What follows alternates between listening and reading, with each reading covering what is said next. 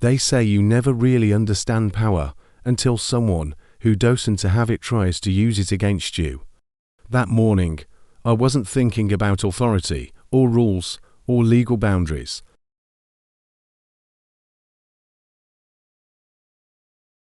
I walked down to the marina the same way I always did, expecting to see white fiberglass catching the sun, lines gently tapping the dock, water moving like it had 1,000 times before. Instead, I saw empty space. Twisted cables, scraps of metal, the smell of fresh damage. For a moment, my brain refused to process what my eyes were seeing, because yachts don't just disappear overnight. They don't get erased like chalk from a board, but mine had. And standing there, staring at what used to be my boat, I realized this wasn't an accident. This was a decision someone made while sitting comfortably behind a desk, believing they had the right. It didn't take long to find out who. The HOA. 3 letters that sound harmless until they're attached to ego. According to them, my yacht was unauthorized to exist, unauthorized to be seen, unauthorized to occupy water that had been there long before any of their bylaws were typed up. No phone call, no final notice, no knock at the door. Just a quiet demolition carried out with complete confidence. Confidence is dangerous when it isn't backed by facts. And that morning, their confidence was absolute. They believed they were enforcing rules. They believed they were untouchable. And most of all, they believed I was just another homeowner who would complain, maybe threaten, and then back down. What they didn't understand was that this wasn't about compliance for me. It wasn't even about the yacht, not at first. It was about something far bigger. The moment when assumed authority collides with documented ownership. Because while they were busy quoting regulations and aesthetic guidelines, I was thinking about deeds, boundaries, and signatures etched into legal history. The dock wasn't community property. The marina wasn't shared space. The water beneath it wasn't subject to their vote. Every inch of it had a name on paper, and that name was mine. But here's the part that still amazes me. At no point did they ask. They didn't verify. They didn't check a single record. They acted first, because power feels real when no one has challenged it yet. That's what this story is really about. Not a destroyed yacht, but a mindset. A belief that authority comes from proximity rather than permission, from loudness rather than law. This is the story of how a small group of people decided they owned something they never paid for, never maintained, and never had legal claim to, and how that single decision unraveled everything they thought they controlled. Because when you cross the line from enforcing rules to destroying property, you stop being an authority. You become a liability. And that morning, standing in front of an empty dock, I didn't raise my voice. I didn't threaten lawsuits. I did something far more dangerous to them. I let them finish talking, knowing that every word they spoke only made what came next inevitable. Below is a complete continuous script, divided logically into 8 chapters, each around 200 words, written for a narration. You can later split them visually, but the text itself flows like a long-form story. The marina had always been my escape. Early mornings, late evenings, the quiet hum of water against the dock. It was the one place where time slowed down. So when I arrived that day and felt something was off, my body noticed it before my mind did. The space where my yacht should have been looked wrong. Like a missing tooth, you can't stop touching with your tongue.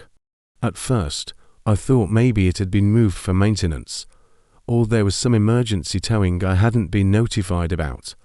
But as I walked closer, the truth became impossible to ignore. Broken cleats, cut lines, bent metal, where polished rails used to shine. This wasn't relocation. This was destruction. Someone had decided my property didn't deserve to exist anymore. And they had acted quickly, quietly, and confidently, like people who truly believed they were doing the right thing. That confidence hurt more than the loss itself, because it meant they never doubted their authority. In that moment, I realized this wasn't just an isolated incident. This was a statement. Someone had crossed a line without ever checking where it was drawn. It didn't take long to trace the decision back to the HOA.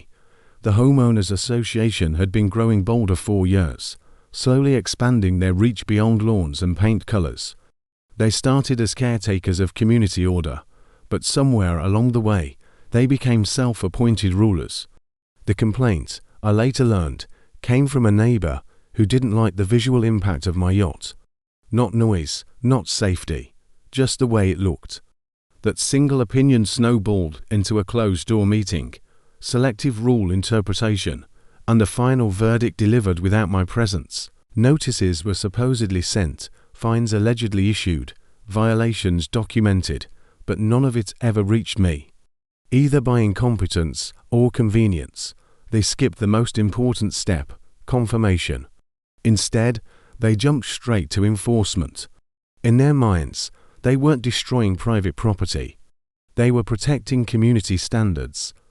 That justification gave them moral cover, and moral cover is often what people use when legal cover doesn't exist.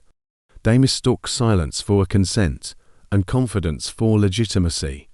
When I confronted the HOA president at the marina, he didn't look nervous. He looked proud, arms crossed, shoulders back, speaking in rehearsed phrases straight out of an HOA handbook. He told me the dock fell under HOA jurisdiction. He told me the yacht violated community guidelines. He told me the decision had been voted on. Every sentence assumed I was already defeated.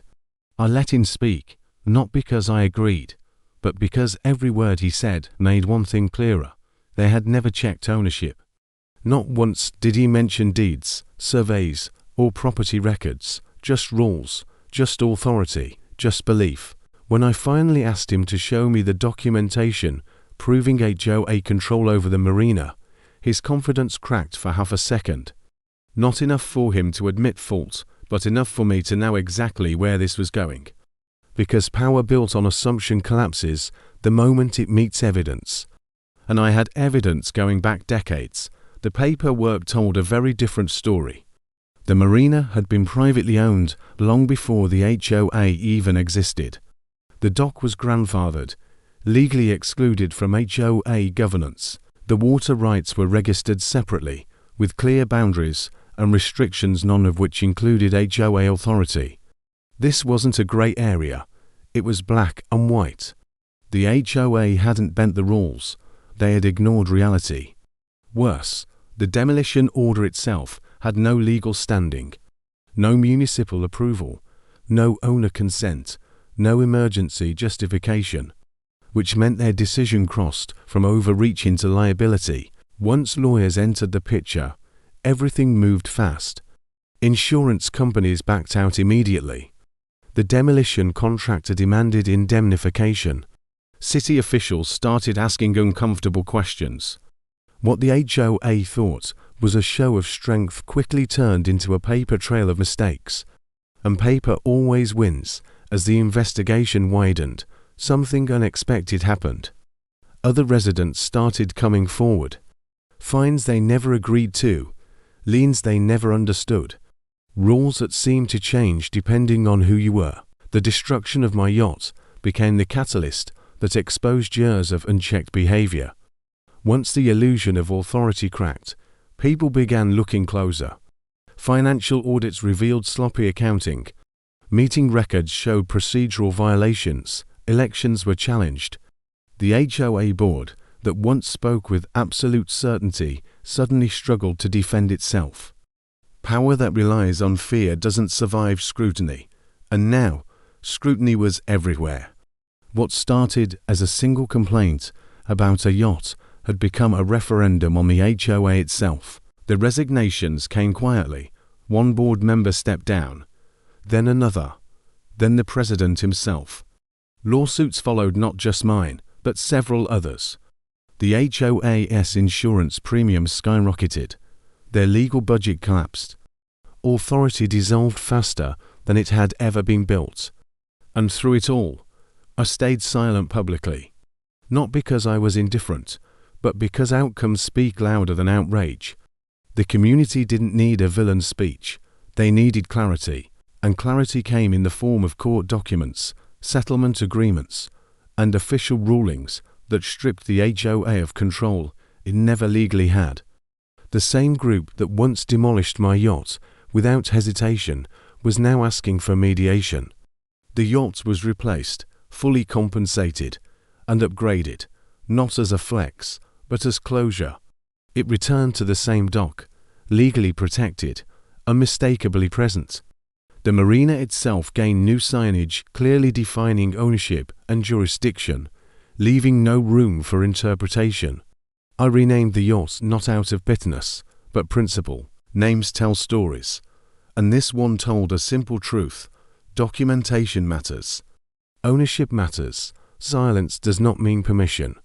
The water looked the same, the dock felt the same, but the balance of power had permanently shifted. Not just for me, but for everyone watching. The lesson here isn't about winning. It's about understanding where authority ends.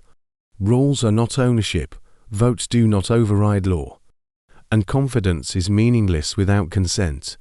The HOA believed they were untouchable because no one had challenged them before. But unchecked power always assumes the next person will be quiet.